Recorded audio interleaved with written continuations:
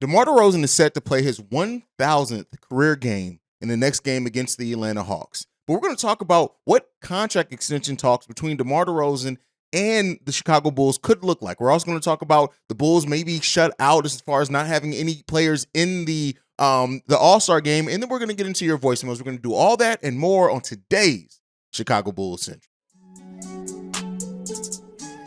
You are now tuned in to Chicago Bulls Central, your number one place for all Chicago Bulls news and content.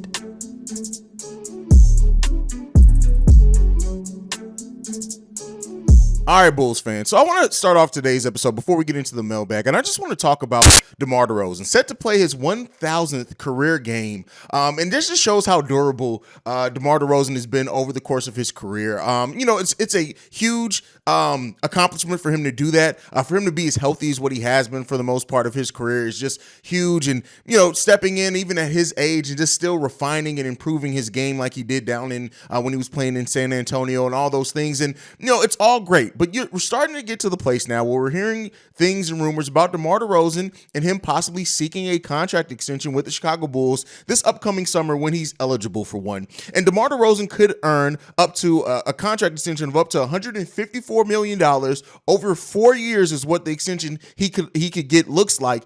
And the biggest question with that is that do you bring DeMar DeRozan back? Does he sign another contract with the Chicago Bulls? I do think in leaning towards that, just with the way that AK and Eversley have done and gone about things, I think it's more likely than not that DeMar DeRozan is offered a contract extension. I don't know if he's offered the full 4 years. I don't know if he's offered the full $154 million. That's a lot to pay for a player at DeMar DeRozan's age. Now, with the way that DeMar DeRozan's game is aging, just his game overall, DeMar can literally, it seems like he can play another decade almost if he chose to. And he's already talked about, retirement and how he thinks he won't necessarily really be able to appreciate things until he's retired. But you look at DeMar, already 33 years old. He'll be 34 before we begin next season. And so to sign DeMar DeRozan for a 4-year contract extension, at that point to sign him through his contract through 38, the age 38, there are other players in which much younger than him that you sign an extension pushing them into their mid-30s. I'm like, I don't know about that one. But with DeMar, if the Bulls were to, you trust that his production would stay nearly the same or, still probably be an over 20-point per game scorer even over those years, no matter how old he is. But it comes down to the makeup of the team, and it comes down to how you need to improve the team. Now, the biggest question that I think surrounding a DeMar DeRozan contract extension is he willing to take a more team-friendly deal to stay with this team, but for us to be able to build a better team around him and build a true championship contender? I guess all those things will be shown and evident as we go towards the offseason and things like that. And we may be looking way too far ahead, but it's starting to look at things like that. When you look at Vooch as well, Vooch, is he going to get another contract with the Chicago Bulls? Do they move him by the trade deadline considering he's an expiring contract? There's a lot of questions around here. And the biggest thing with AK is that if AK, for example, was to re-sign Nikola Vucevic and give DeMar DeRozan a contract extension, there are going to be Bulls fans that severely question,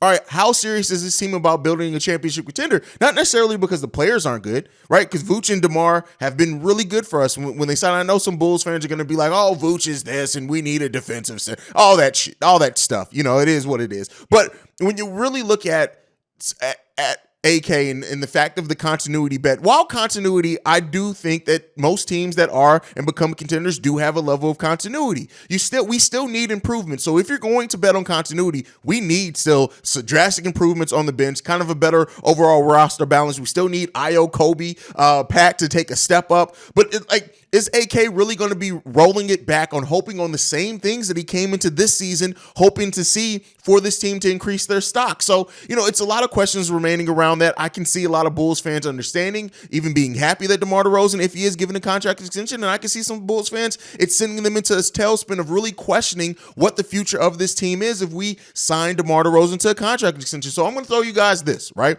Question of the day in this one, DeMar DeRozan.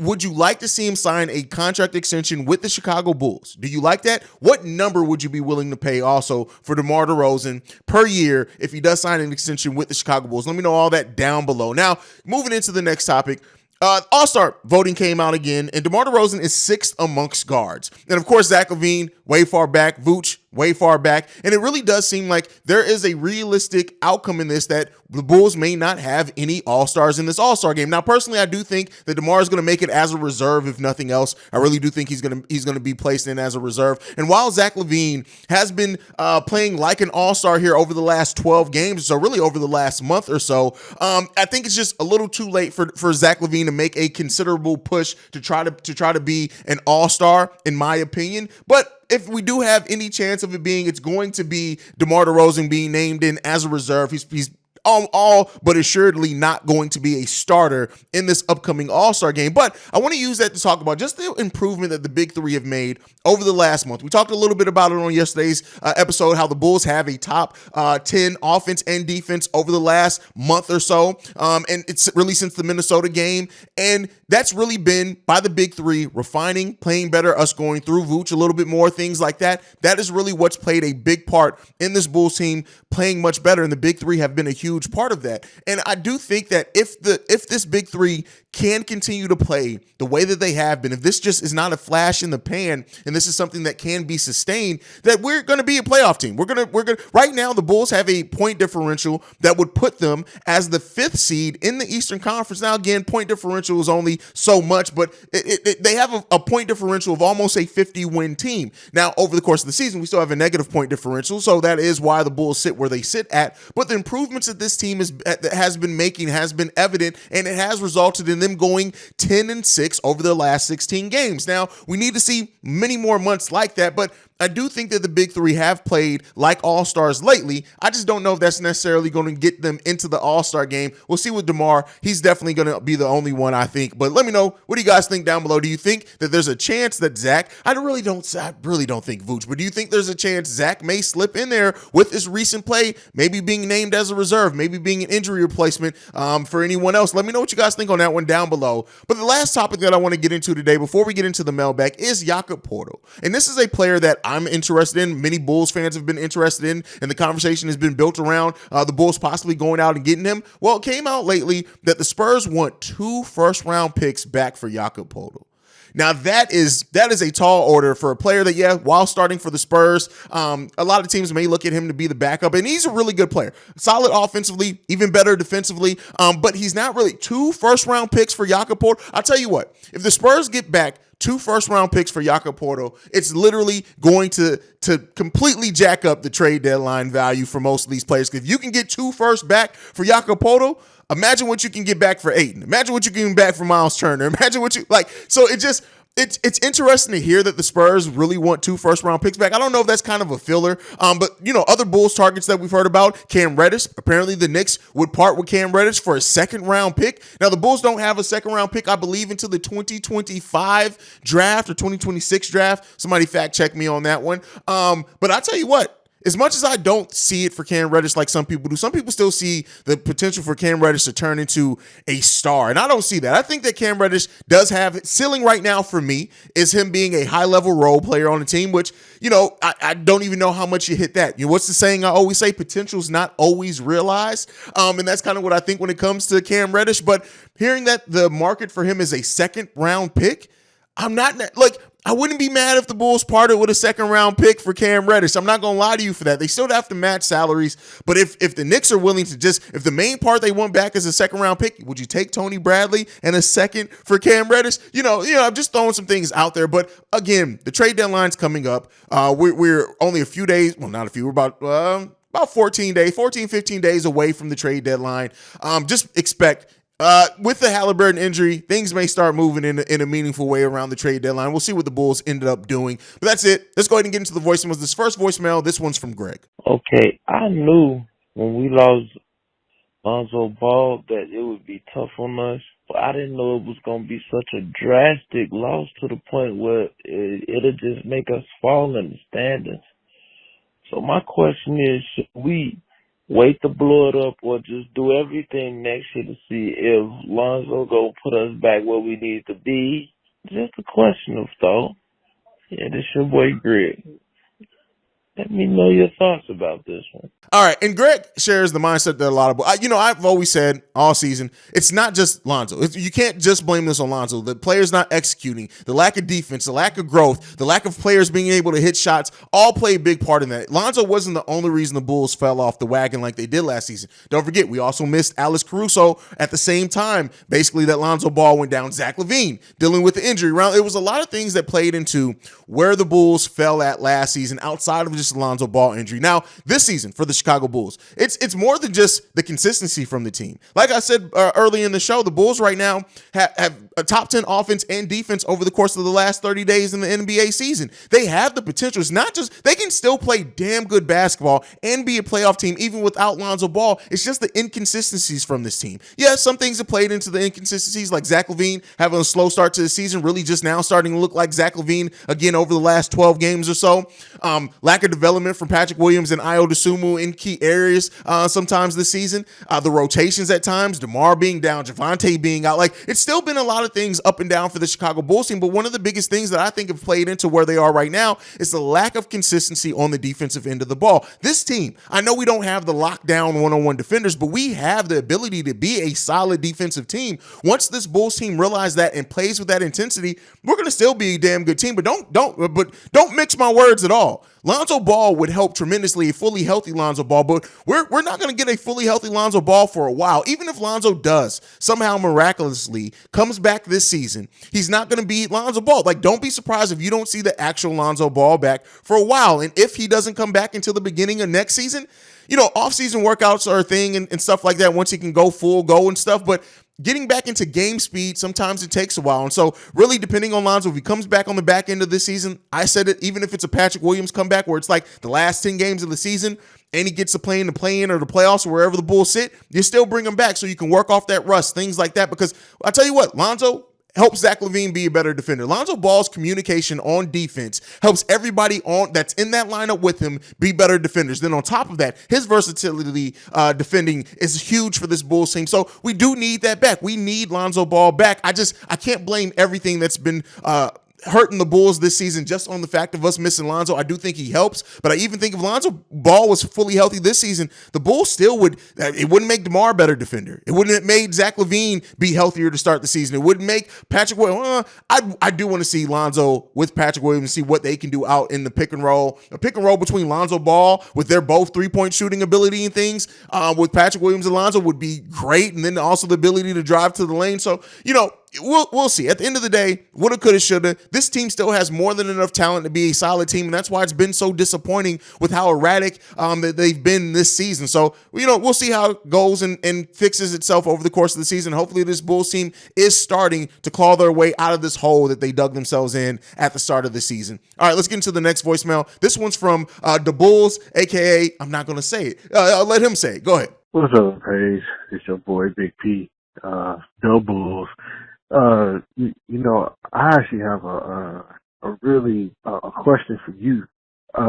Do you believe this team has good player development? I don't know what type of system they're running or what AK is doing with the young people with Billy Donovan, but I'm a little concerned with the way that we structure our player development. It seems like Pat is out of position, or Billy Donovan just doesn't know how to use him properly, as well as it just seems like this team player development is lacking since Tom Thibodeau left.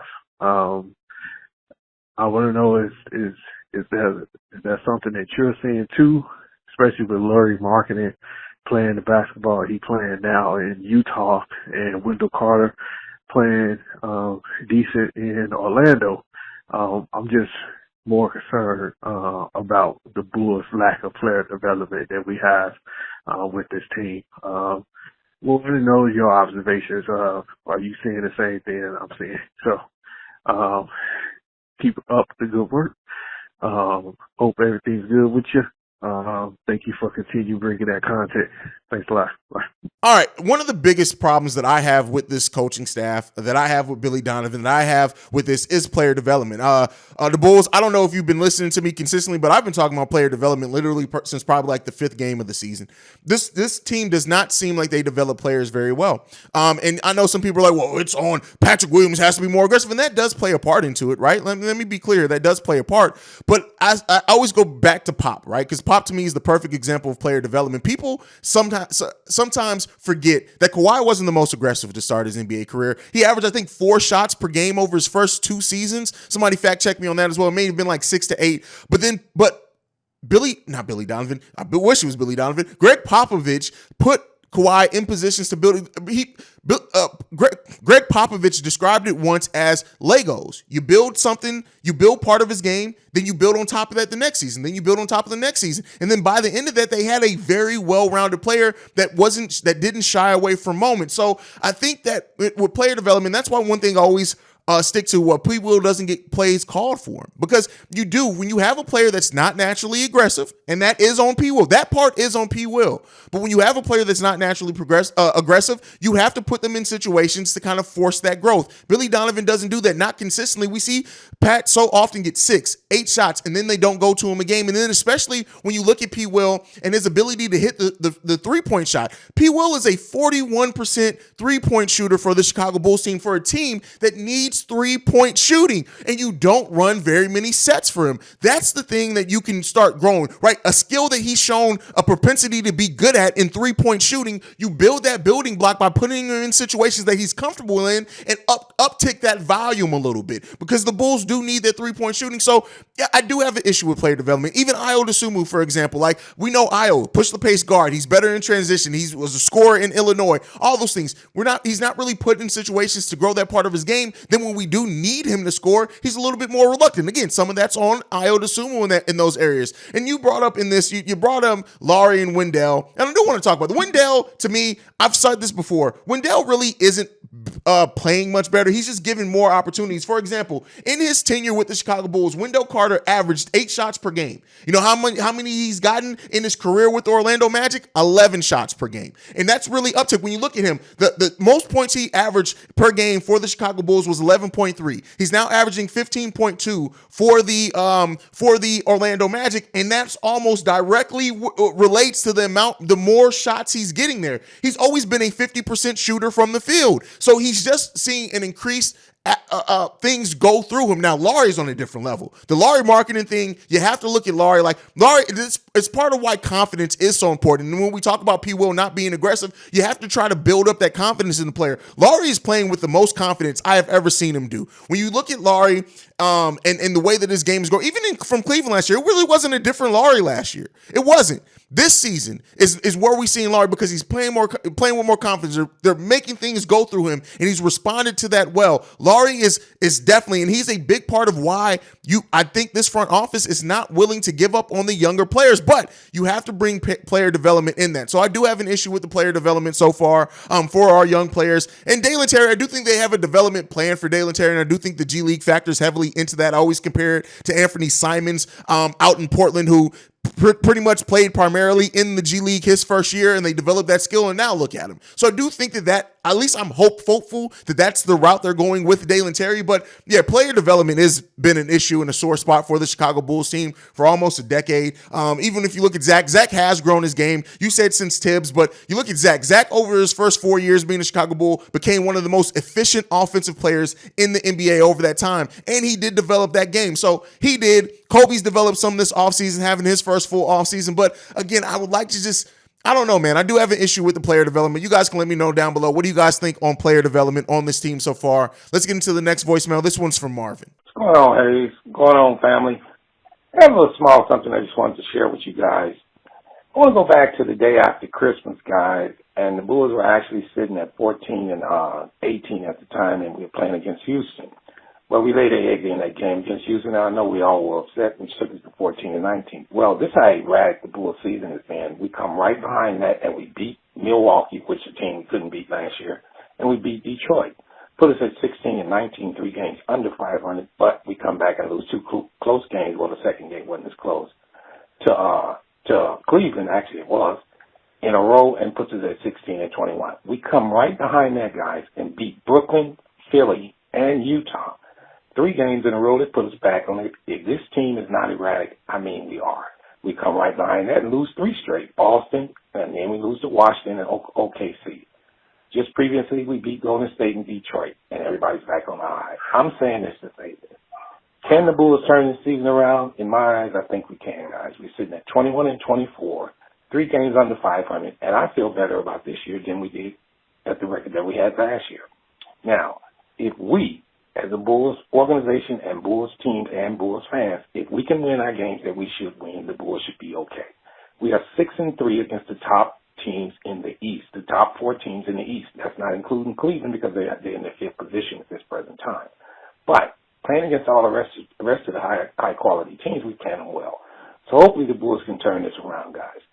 I know it's been an erratic season. I know it's up and down. I hate to leave voicemails. It seems like every time I do, we lose the next game. But hopefully we can pull this next one out against Atlanta. Then we got Indiana, Charlotte, Orlando, and the Clippers. We put a run together, guys, and take this to the second half. I think the Bulls will be okay. Let's keep our heads up, guys. Go Bulls. Peace out. All right, and Marvin just doing his thing. Can the Bulls turn the season around? Yes.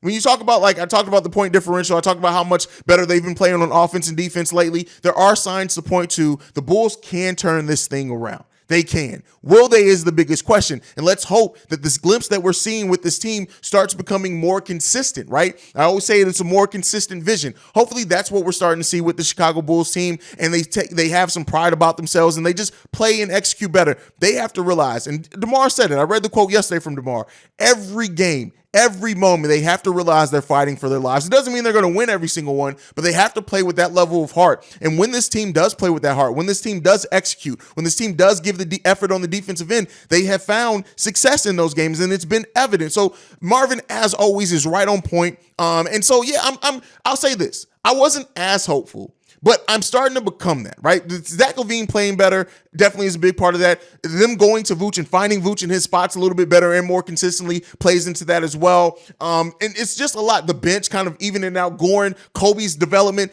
It really helps me feel that this team can and has a possibility to have a much better back half of the season than what the season started off with. But they got to realize every loss is going to hurt them that much worse. I said it on yesterday's episode. You have to win the weeks. Right? You have to win the weeks. Meaning, at worst, you need to at worst go 500 every week from now on. Now, is it going to happen? No. But if you lose a week, you have to absolutely win that next week, not go 500 over that next week. This Bulls team has to understand the importance of every single moment that they are in from now until the end of the season. All right, let's get into the last voicemail for today. This one's from Shay. What's up, Hayes? It's Shay. You know, a lot of people have been talking about Patrick Williams' development or how he's been passive. Look, I'm here to tell all y'all, Patrick Williams has definitely improved a lot from last season and a lot from his season before. The man is averaging 10 points.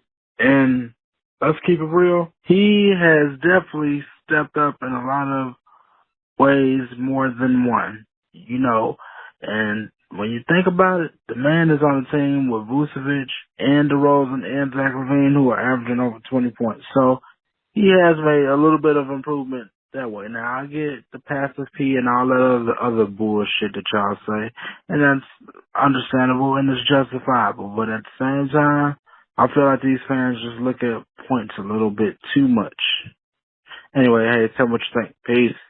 All right, Shay says P. Will's development. And, you know, one thing with Shay, as he said, people look at points too much, but then one of the biggest things he pointed out to was points. But I do think some of the concern with P. Will so far this season has been how he's regressed. He hasn't had the defensive impact that we're used to seeing P. Will have even in his rookie season. And that, I think, is more of a confidence thing than a skill level thing, because we have seen absolutely games where P. Will is using his body defensively, forcing tough shots, that people run into P. Will and realize, hey, this dude is strong. I don't know if I can get by him.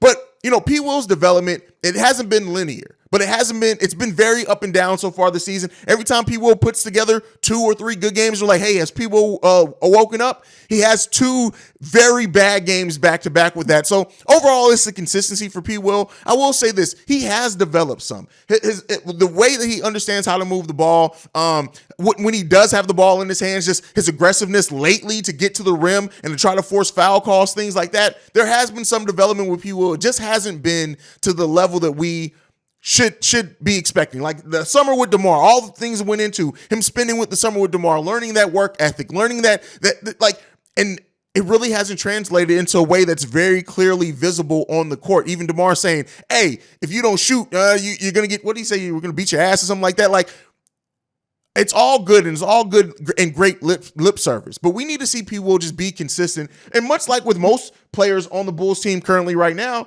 over the last 10, 12 games has been a much better outlook for Patrick Williams. Yeah, he's had a couple of bad games in there, but let's look at Patrick Williams' last 10.